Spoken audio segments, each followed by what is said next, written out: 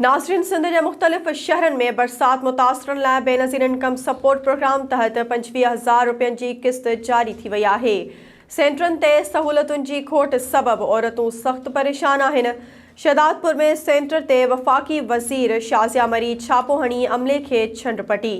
SS news के नुमाइंदनि मूजिबि शहदादपुर में वफ़ाक़ी वज़ीर ऐं बेनज़ीर इनकम सपोर्ट प्रोग्राम जी चेयरपर्सन शाज़िया मरी म्यूनिसिपल स्कूल में क़ाइम सेंटर ते औरतुनि खे रक़म न मिलण जी शिकायतुनि ते ओचितो छापो हणी Habib bank connect franchise agent खे सख़्त छंड पटींदे औरतुनि खे मिलंदड़ वज़ीफ़े मां गैर क़ानूनी कटौती करण खां सख़्ती सां मना कयो।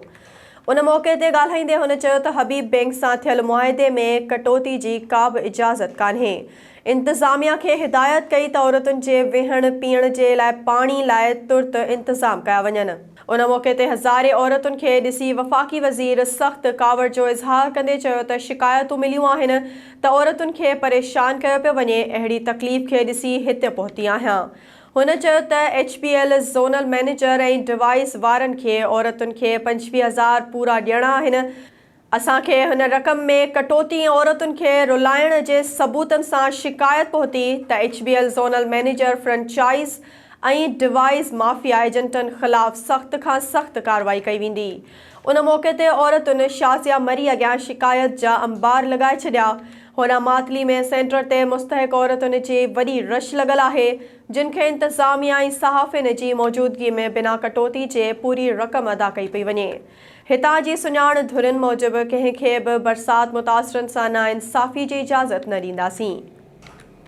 कोटड़ी साइट लेबर कॉलोनी में क़ाइम सेंटर में का बि सहूलत न हुजण सबबि आयल औरतुनि खे सख़्त मुश्किलातूं पेश आयूं। एजेंट माफ़िया पारां 2000 कटौती करण जूं शिकायतूं पिणु साम्हूं आयूं।